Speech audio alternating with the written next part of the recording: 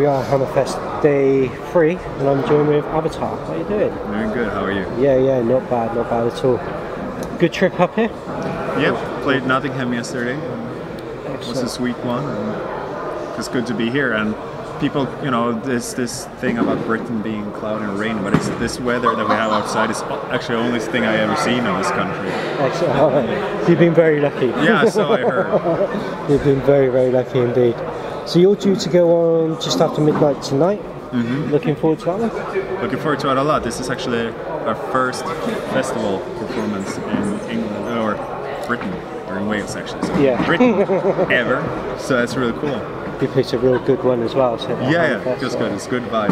Yeah. How are you liking the vibe of obviously a holiday camp, which has been invaded by hundreds of metalheads? It's very different. It's very different. I think over the end where we got our trailer, you couldn't really tell you're on a festival just quite yet, at least. So it's different. It's pretty cool actually. It puts this place to good use. Yeah. So this is another sort of like enlightening subject, enlightening thing for you as well. Is you're walking around. Obviously, there's all the metalhead fans. Mm-hmm. Everyone's here.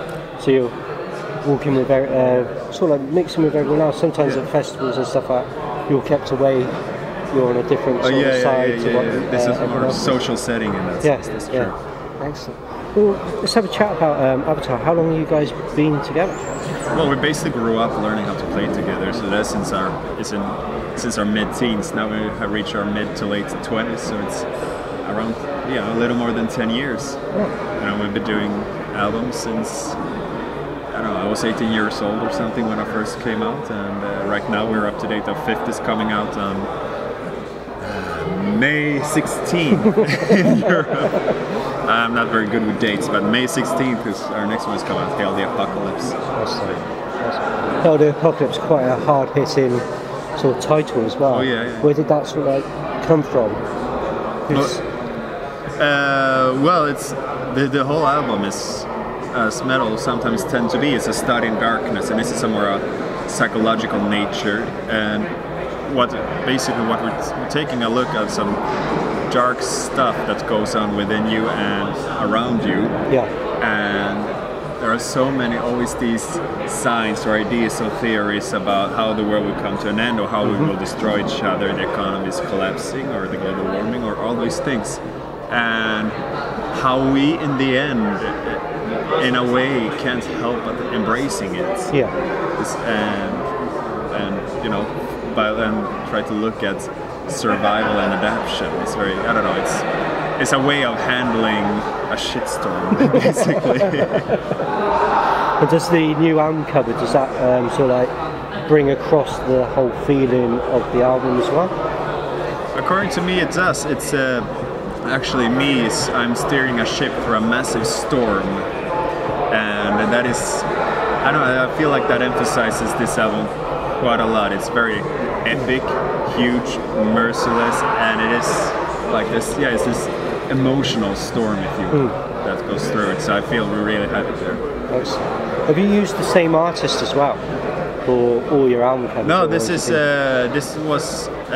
since the last one was Blackwall's album. Prior to that, we actually went into using photography instead. So we work with our guy that also do music video. This is called Johan Kalén, and we've done a couple. So we did album cover with him, and also on this one, collaboration with some people helping with the backgrounds and everything. Yeah. So when it comes to album covers, I've noticed that there's a number of bands, particularly, have gone back to photography over sort of an artist's impression of what an album should be like. Which do you actually prefer? All depends on in which context, of course. There's so much you can do. That what I feel, it really started with that we were talking about the 60s. I'm talking, the Beatles are on every Beatles cover. Yeah. That kind of thing, and putting the band there. Or in this case, it's me fronting the band.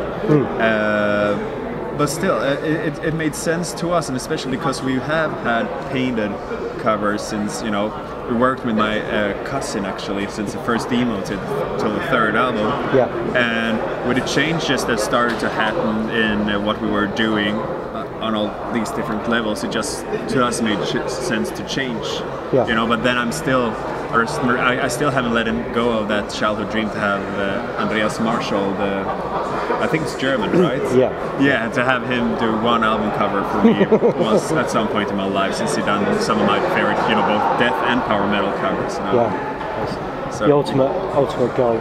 yeah. In a way, absolutely. Yeah. But right now, it makes sense for us to work in the way we're doing right now. You know. Yeah. So, Obviously, 5 albums in. When it comes to getting a set list together for a performance, how do you judge? Obviously, you need to give the new material a bit of play for the fans to embrace you. But do you go right the way back to the core of where you started, or how do you get that set list up? it depends on where we play, because it's like we have reached so many different points in our career, depending on which country, almost which region, and like I said, we basically grew up learning to play together, and we were really early on with releasing our music, so we basically grew up under the spotlight, if you will, and so therefore I feel like we really count every album, obviously. We do play also older stuff, but mainly we can't really get around that if we came to a new level of maturity with Black Walls and this one, so there is a huge emphasis on newer material, and but then, you know, we always try to look back and pick in the stuff, especially if we are closer to home and places we've been establishing ourselves a bit more, then, you know, then we'll of course pick out the old tracks, you know. Still rehearse them just for fun of it. Still. That's what I was going to say to you. Are you constantly sort of like rehearsing, making sure you've got the old tracks still as fresh? Well, in periods, and it doesn't happen every day. But you know, Margasa Spirit, actually, we did our first member change since our first demo a little more than 2 years ago now, when Tim joined us on guitars and Simon left. And when he joined, we just had this period of let's do one of those where we played every song we had ever written together with him. That's a good way of bringing a new band. Someone who's coming into the band who's new, getting them the experience, obviously getting them into the very heartbeat of what the band obviously was from day one. Yeah, for sure, and it was just a fun way because if you don't really touch them for a while, all you remember is how young you were, and then you remind yourself of what you were actually. Now I'm pretty impressed by the early stuff on, you know, some levels that I didn't think of to begin with, where, you know, we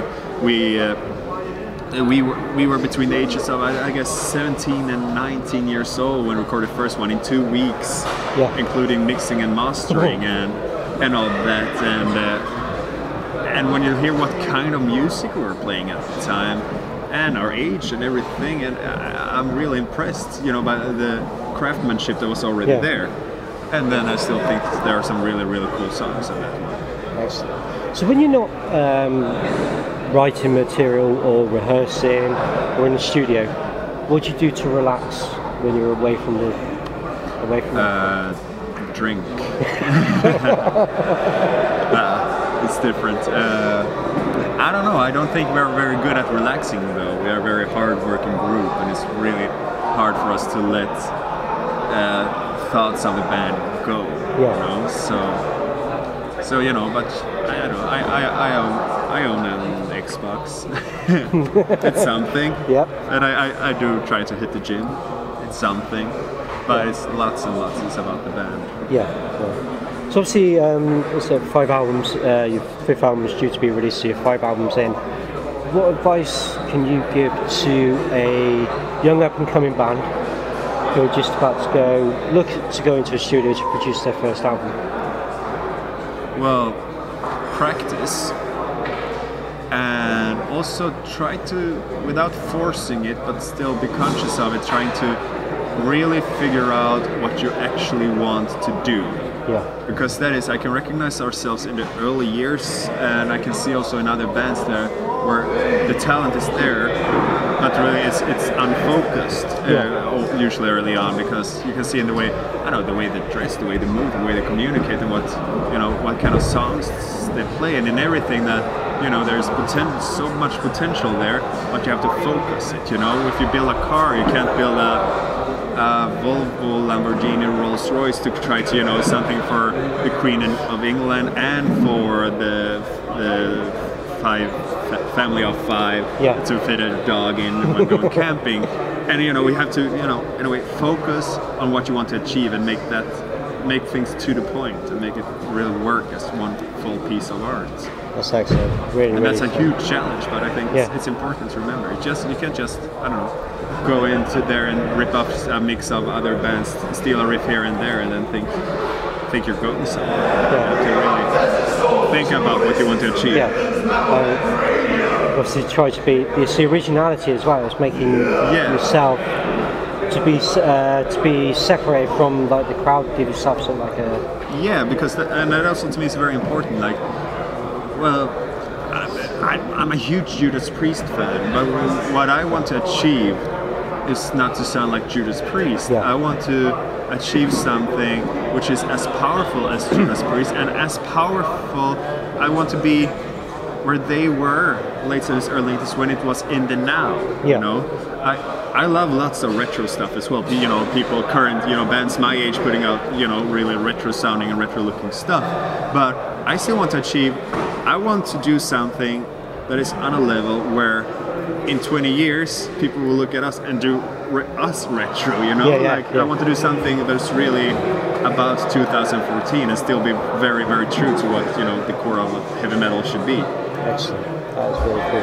Well, I'd like to thank you so much for taking time out and chatting with me today. Really looking forward to catching you later on tonight. Enjoy the show because you're going to have a blast here at Hammerfest. The crowds really, really do embrace the music here. That's so I heard. I feel a good vibe out there, so it feels promising. Enjoy the rest of the day. Thank you. Whatever you need to, I know you've probably got some other interviews, but you just embrace the moment. I will. I'll see you in the front row. Take care. Cheers.